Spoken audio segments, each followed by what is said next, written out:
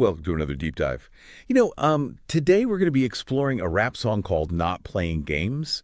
And we don't know a whole lot about the artist just yet, but the lyrics about societal change and personal growth, they really, they kind of jumped out at me.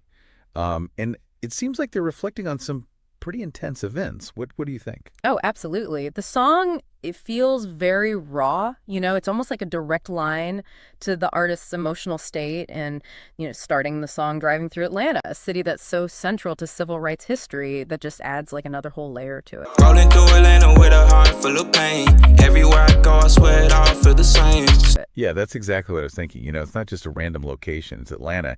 And it immediately brings to mind, like, the fight for social justice, but also, like the struggles that are still going on for equality. And that really kind of sets the stage for lines like, I die for the change, I'm not playing games. And it's repeated so often, it's like a mantra. Standing with my brothers for we all in the grave. I die for the change, I'm not playing games. What do you make of that kind of dedication? Well, it's a powerful statement for sure. It kind of echoes the sacrifices that people have made throughout history for social justice. Think about like the civil rights movement, the fight for women's suffrage. It's people putting their lives on the line, because they believed in something bigger than themselves. Yeah. Yeah, and that level of commitment, it really takes a certain mindset, right? And later in the song, there's a line, if you're not concerned, then you'll never know. And if you never learn, then you'll never grow. Yeah, if you're not concerned, then you never know. And if you never learn, then you'll never grow. Not just in your head, but in your soul. See you holding on to pride, better let it go. And it feels like a real challenge to the listener. Like, hey, wake up, be more aware, be more engaged. What do you think? Definitely, yeah. It speaks to that importance of stepping outside our comfort zones, Yeah. being willing to learn from experiences that may be uncomfortable or challenging. Growth, both personal and societal, often comes from like confronting difficult realities and developing empathy for others, right? Right. And maybe that's where the repeated phrase, let it go, comes in, because the lyrics don't ever explicitly say what it is. But could this be about letting go of pride or ego to make room for that growth and understanding? That's a really interesting interpretation. It makes me think about how, clinging to personal pride or a fixed perspective, those can be obstacles in social movements. We see this in the Black Lives Matter movement today, and it's like the artist's personal struggle with letting go that we hear in the song, that might reflect larger challenges within the movement itself. That's a really insightful connection. And speaking of the Black Lives Matter movement, the song kind of takes this sharp turn with the line, shook the whole world, I can't breathe. Yeah. Let it go. 3 words that shook the whole world, I can't breathe. And that's a direct reference to the death of George Floyd and the protests that followed. Yeah, that event was undeniably a watershed moment, not just in the US, but globally. Yeah. It really forced everyone to kind of reckon with systemic racism and police brutality, and it ignited these demands for change. And the artist is directly connecting their personal pain and their own struggle for change to this larger societal context. Yeah. But it's not just about recognizing the problem, is it? The song goes on to say, We gon' either stand together or divided will fall. If it ain't justice for my brother, there's no justice at all. and that sounds like a call for unity.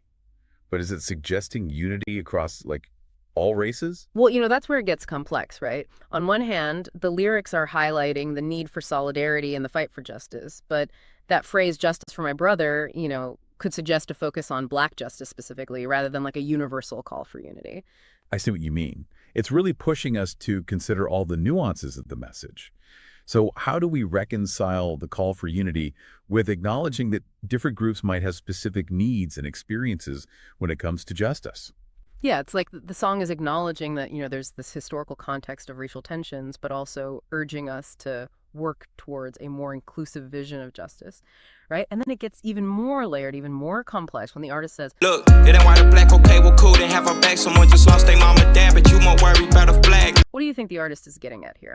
This is a great part of the song because it really highlights that tension that exists, Mm-hmm. that tension between striving for a world beyond those racial categories, but also acknowledging the very real impact that race has had and continues to have, right? It's like the artist is grappling with those complexities, the complexities of allyship and the need for empathy across racial lines. So it's not about erasing differences, but recognizing them and still working towards that common goal of justice and understanding, right? It's a lot to unpack, especially when you consider the line, if you really want to change, you got to make it yourself.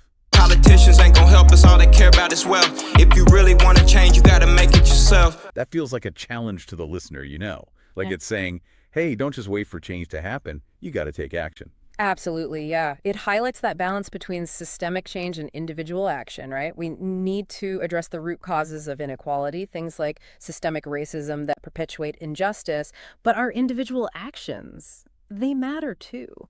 The choices we make, our behaviors, the way we interact with others, it all contributes to shaping the world around us. So it's not enough to just agree with the message of the song or post about it online. The artist is pushing us to go further, Mm. take personal responsibility for creating change. What does that look like, though, in a world that feels so complex and overwhelming? That's the big question, isn't it? The question we all grapple with. It can feel paralyzing to think about tackling systemic issues like racism or inequality. But this song, I think, encourages us to start with what we can control, you know? To examine our own biases, educate ourselves about the experiences of others, and use our voices to advocate for change. You're right. It's about taking those first steps, no matter how small they might seem. And maybe those individual actions, multiplied across thousands or millions of people, they can start to create a ripple effect that contributes to larger societal shifts. Exactly. It's about shifting our mindset from feeling powerless to recognizing that we all have a role to play in creating a more just and equitable world. And sometimes that can be as simple as having difficult conversations with friends and family, or supporting organizations working towards social justice, or even just, listening to and amplifying the voices of those directly impacted by these issues. And that brings us right back to the power of this song. It's not just entertainment, it's a call to action. It's a reminder that change starts with each of us. It really shows how art has that power to spark dialogue and inspire action. This song, through its raw emotion and all those complex themes, it's forced us to really think about our own roles in the fight for social justice and think about the kind of world we want to live in, the kind of world we want to create. Yeah, this deep dive has really been a journey. We started with a song, by an artist we didn't even know, and it's really opened up all these layers of meaning about personal growth, about social change, about how complex this idea of unity really is. What really stands out to you from all of this, from what we talked about today? For me, it's that push and pull between individual action and systemic change. The song acknowledges these really deeply rooted systems of inequality, right? But at the same time, it reminds us that we're not powerless. That line, if you really want to change, you got to make it yourself, that keeps coming back to me. It's a challenge, but it's really empowering. I agree. It's so easy to feel overwhelmed, overwhelmed by all these huge issues and feel like what I do, like my little actions don't even matter. But this song, it pushes back against that. It's like the artist is saying, yeah, the systems are broken, but what are you going to do about it? And it doesn't give us any easy answers, and I like that. It's not like, here's a list of things to do to fix it. It's more like an invitation to think about, our own roles and our responsibilities and all of this. It's about making that shift inside from feeling like I'm just watching to becoming someone who actually shapes the world around me. So where do we go from here? We've, unpacked these complex themes, but how do we actually take action? Mm-hmm. It's easy to say make change, but what does that even look like day to day? You know what I mean? Well, I think it starts with being aware and educating ourselves, like what the song says, learning about how we got here, about the history of systemic racism, really understanding the experiences of people who are different from us, and examining our own biases. Those are like the really important first steps.